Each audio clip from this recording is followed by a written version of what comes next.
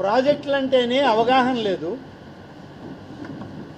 ప్రాజెక్టుల పట్ల చిత్తశుద్ధి లేదు, ఆ ప్రాజెక్టుల ద్వారా రైతాంగాన్ని కాపాడాలనేటువంటి ఆలోచన లేనటువంటి గత ప్రభుత్వ పాలన, గత ముఖ్యమంత్రి జగన్ రెడ్డి. ఫస్ట్ ఫేజ్ కాకుండా సెకండ్ ఫేజ్ రిజర్వాయర్లు కడితే ఈ మొదటి ఫేజ్లో రావాల్సిన నీళ్లు ఎక్కడికి రావాలి, ఎవరికి ఇవ్వాలి? కనీసం అవగాహన లేనటువంటి పరిపాలన చేశారు. ఇవాళ మన ముఖ్యమంత్రి గారు వచ్చారు, మేమందరం ఉన్నాం అక్కడ ఆయన పక్కనే. నేరుగా వచ్చారు, డయాగ్రామ్ చూశారు.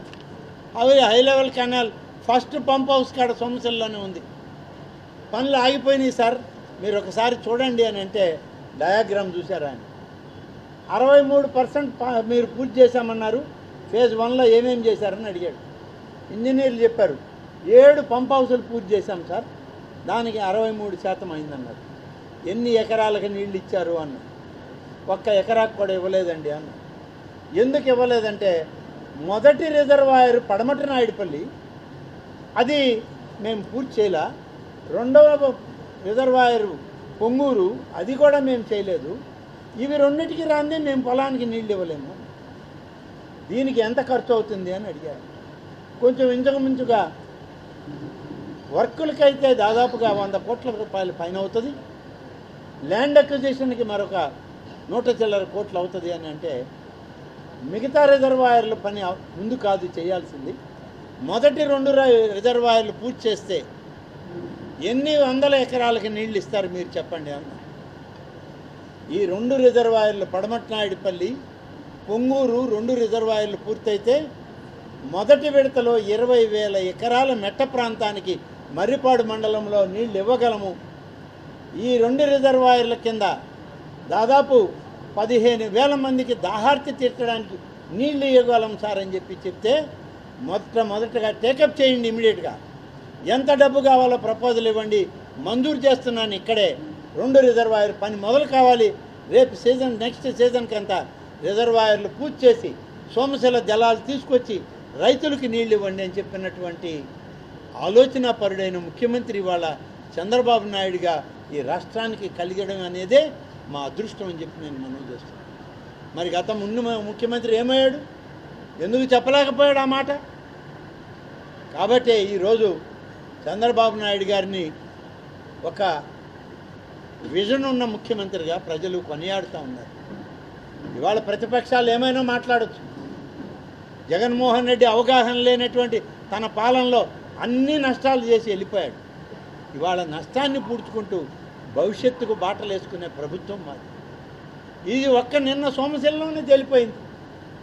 3 సంవత్సరాలు నువ్వు నిర్లక్ష్యం చేస్తే నిన్న 5 నిమిషాలు ఇది దీని అవసరాన్ని గుర్తించి సోమశిలని కాపాడండి అని చెప్పిన ముఖ్యమంత్రి ఇవాళ చంద్రబాబు నాయుడు.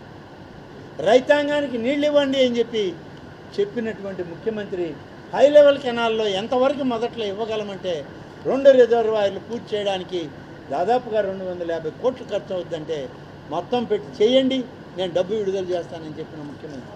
కాబట్టి రైతాంగానికి అవసరం శ్రమపడి తన ఆలోచనని ఈ జిల్లా రైతాంగం కొరకు ముందుకు నడిపిస్తున్నటువంటి ముఖ్యమంత్రిగా చరిత్రలో చంద్రబాబు నాయుడు గారు నిలిచిపోతారని చెప్పడానికి ఇంతకన్నా పెద్ద ఉదాహరణ లేదు. మేమన్నీ చూసుకొని ఆ యొక్క సోమశిల చర్చా వేదికకు వచ్చాం.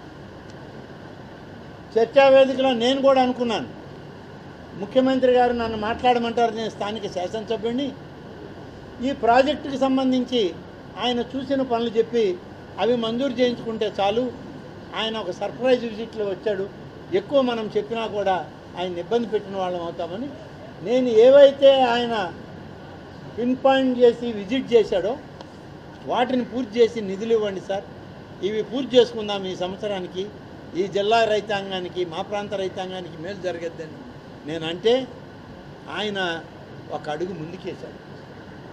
నేను కూడా ఊహించలా, ప్రజల నుంచి సలహాలు అడిగాడు.